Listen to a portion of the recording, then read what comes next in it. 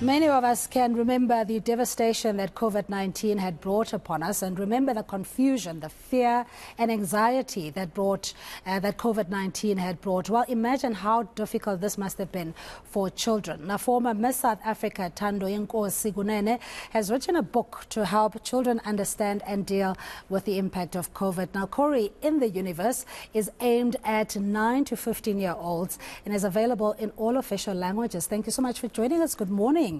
Wow, and such a serious subject that you put into for young minds as well. Why was it important for you to focus on COVID-19? Geez, we thought at that time is that when we went into lockdown, the conversation that was happening was very high level, and even when we watched it internationally before it got to South Africa, it was a very high level conversation where my partner and I sat and like, what's the conversation for children? How do we get to understand the world that they are in now and what's happening? So that was really the seed of the whole thing, to make children understand and be a part of the conversation, and also how it impacts them. Because you might think, oh, it's just us parents that are going through this whole anxiety and confusion, but it was confusing, and they had a lot of anxiety as well. They were missing out on school, no playtime with their friends, very restricted movements. Yeah, and also, as you're saying, you know, conflicting messages as well, or whether, you know, a certain cohort of people would be impacted or not. Exactly, and that's actually something we have in our book, where one of our families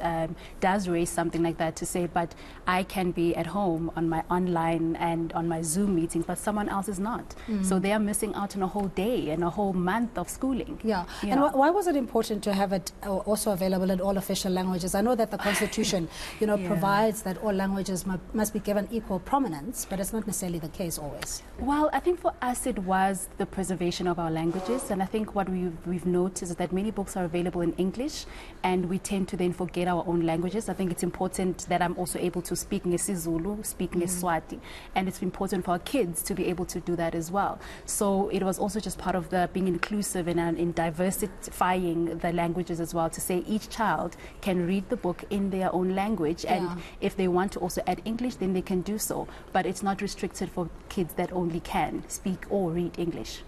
In fact, especially now when we're sitting with reports that children struggle to read for meaning from grade 4 onwards. But Ntandoyenkosi, you live up to your name, because yours is the Lord's will. Also putting forward education, self-personal development, which is very important to you, and it comes across in the writing as well. Yeah, I think you know what, with the work that we've done with the book is really something that is close to my heart. The fact that I did my teaching degree, and I did it in specifically primary school and not high school, but it was that seed of looking at our children and wanting to impact them directly.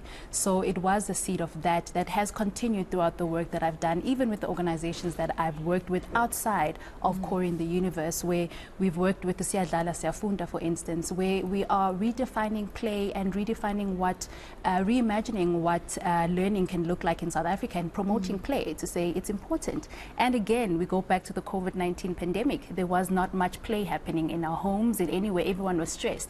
So really the drive is we can play and we can learn at the very same time as we can read and do a lot of storytelling in our homes. And as Miss South Africa 2016, I mean, this is something that when you have your one-on-one Q&As, we often see a beauty queen saying that they want to save the world, or, you know, it's usually humanitarian related work, and this is something that you're giving back to society, isn't it? Yes, and something we continue to do. I mean, outside of this, we work with schools currently, where we're working with one school, helping them get a library, and also helping them restructure their foundation phase play area, because they currently don't have, and they've got about 120 kids in foundation phase, and they don't have a play area.